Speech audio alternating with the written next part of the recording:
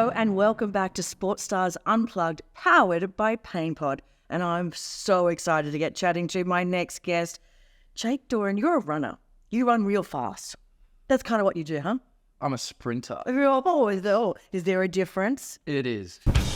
Oh, Doran gets it flying. Kiryu, they're leaving him behind. Doran's out in front. Can Kiryu catch up? He's moving hard on the outside. Despard as well. But it's going to be Jake Doran in the middle, and he claims it. I would say running would be anything past the distances I do. Okay.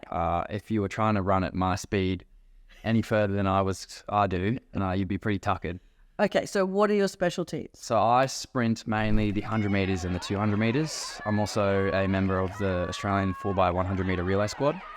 So my focus is to run from point A to point B as fast as you can. Yeah. Like, whoosh. Exactly. We hope that we don't even see you. Well, maybe a little bit. Now, you started pretty young with this. You were just 15. Yeah, so I had an interesting kind of come up in the sport. Obviously, Little Athletics is really prolific for young kids to get some real foundational sporting ability young. I didn't go down that pathway. I grew up in a small community off Townsville on Magnetic Island, and the only sport available to me at the time was AFL.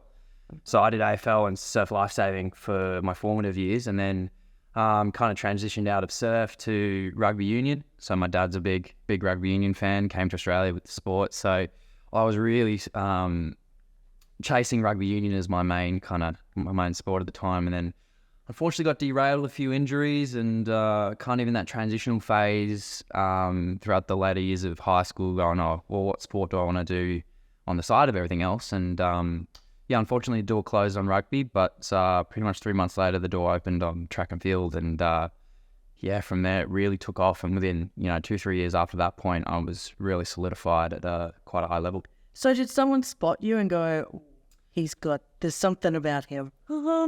Not really. Maybe a few years after. So at the start, you do your school races. Everyone's run 100 metres at school. And I hated it.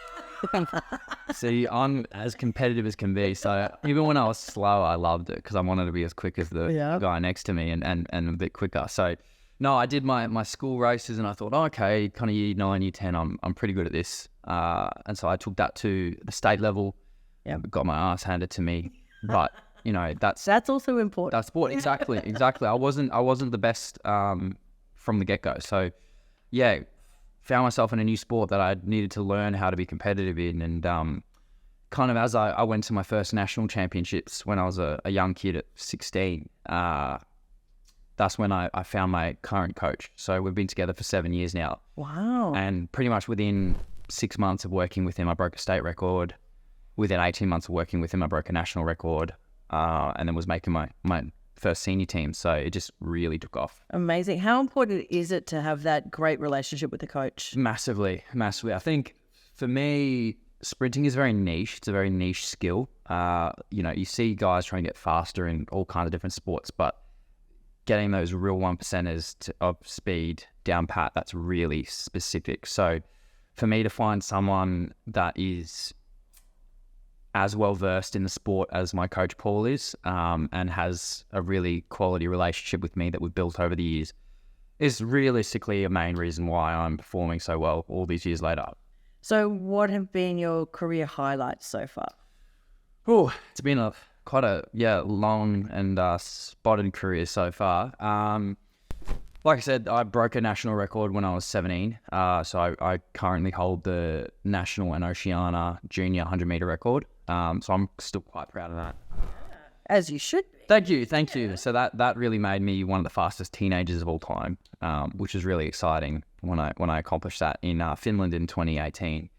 And then, a few years of injury, kind of making that swap from a young teenage sprinter to a more mature adult sprinter. Yeah. My body felt the effects of that. Wow. And then COVID came in and, there was a bit of a wishy-washy time where I was making a few teams but wasn't really progressing as well as I would have liked to have been, especially considering a few injuries along the way. But last year, big breakout season for me. I came out wanting to just enjoy the sport and love racing again. That was my real focus with my coach. And came out, won the national title, backed that up with an Oceania title, and then made the World Championships and Commonwealth Games. So big year last year, and kind of fed into this year, and we're really pushing to some fast times. So exciting. Now, when you said a few injuries, you broke your spine. I've broken it twice. Yeah. What happened? Oh, look, for a non-contact sport, specifically sprinting, the shorter sprints, so the 100 meters, there's a lot of impact that goes on the body. So pretty much every ounce of force you're applying to the track is getting shot right up through your body. And sometimes it doesn't keep up. So So you can break your back by sprinting. yes. So That doesn't even make sense to me. unfortunately, my most recent spinal catastrophe, it was my last warm-up run at the World Championships. Oh, no. And I popped up from it into the call room and gone, there's something wrong. I feel a bit sore, but or maybe I'm just still getting over the jet lag, or I just warmed up a bit weirdly. But no, it turns out I'd fractured my spine. Something at that guy. I remember I got into the race. First 50 meters were fine, but I found towards the latter stages of the race. I mean, I'm racing Johan Blake in the lane next to me. Yeah, right. And I'm thinking, okay, I'm in a good spot here. We're quite close at the halfway mark. And then my legs wouldn't come up anymore. And I'm like, this feels weird. Why can't I run anymore? Why can't I sprint? It was your spinal cord going, ow, ow, ow, ow, ow, ow, ow. Yeah, she hurt. Yeah, wow. So how do you find the resilience and determination to come back from massive injuries like that? Yeah, it's a hard one. I mean, I've had a few quote-unquote career-ending injuries. Really? Had some pretty, well, see, you break your spine twice. Yeah. I've had, grade 3 level hamstring tears, so both of my hammies were gone. I fractured my Grade foot. 4 is when it comes off the bone. So that's a rupture, yeah. So Okay. I've been very fortunate that I haven't yet torn it away from the bone. I've just torn it away from the tendons. So I've gone that way instead of that way. So yeah, I mean, that took like 9 months, and I had to have conversations with experts in the Middle East and China and Great Britain to try and coordinate a recovery plan to get back to the level that we wanted to be at in time for specific events. So I don't know if it's a mixture of a little bit of craziness or not having time to kind of take a step back and think, this is, this, I probably, have a break or something. But I'm just so competitive, and like, I love competition. I love winning, and I just want to continue to grow as an athlete. So I think every time that I've had a big injury, I've just known in the back of my head that I'm not done. Yeah. So I've always known that I'll come back and be better. And coincidentally, every time I've come back, I've improved. So whether that's from increasing my effort levels or being a bit smarter with how I train, I'm not sure. But we've been really effective at making it work. So part of the recovery, hello, Pain Pod. Exactly. Tell me how it helps you. So I've been using like TENS and EMS machines for half a decade now. So actually, when I first hurt my back, way back in 2017, 2018 was when I first was using random TENS machines that had been passed down from generations through the family, or I think one of my physios had one at the back, and then it just worked so well for what I was kind of encountering, because with a lot of skeletal issues come really strong muscular issues. So your body starts to compensate for the issue it's having, and your muscles specifically need a bit of coercion to sort themselves out. So I've always implemented this type of technology in my recovery process because it's so portable as well, and because I'm traveling a lot. So that And it's got drugs. Exactly. You're not popping anything in your mouth. You're not Really? You're avoiding taking that next step to having something artificial in your body, which is, I think, a big part of being a healthy human, not just a healthy athlete. So yeah, whether it's been, coming back from a major injury, or something as simple as trying to recover from a big session or get ready for the session tomorrow, there's a mode, a style of utilizing the technology to help you out on that process. And I got involved with Pain Pod earlier this year, at the start of this year, kind of transitioning out of that back injury from last year, and finding my feet again with some heavy loads of training. and it came part and parcel because these guys have, I think, on the market the best accessories for the device as well. So when it comes to application, it's a no-brainer because you're more effective at delivering what you want to the specific parts of the body. And I think that's been the best part of utilizing these guys in my day-to-day. Yeah. What's your favorite accessory? I really like the foot pads. Like I said, I've had a lot of issues with my feet. I think if you dug through my scan records, you'd see some pretty unfortunate cross-hatching in my bones and muscles in my feet. They've definitely copped it. And everything I do is on the top of my toes, and whether I'm squatting. Like a ballerina. Exactly. Just moving at 40 meters an hour. So I think taking care of the foundation for me has been really beneficial to make sure everything kind of follows suit. And so having the foot pads, I mean, again, can travel with them, whether it's throughout the travel process or getting off a plane or after a competition, just kind of resetting that part of my body so I can take care of the rest after has been really awesome. So, I mean, Sounds like they need to do a full spine one if you just wrap me up. just wrap you up. Yeah, Connect it there's up. lots of gel pads and go for it. Now, how hard is it for you? I mean, I can see how focused and passionate you are.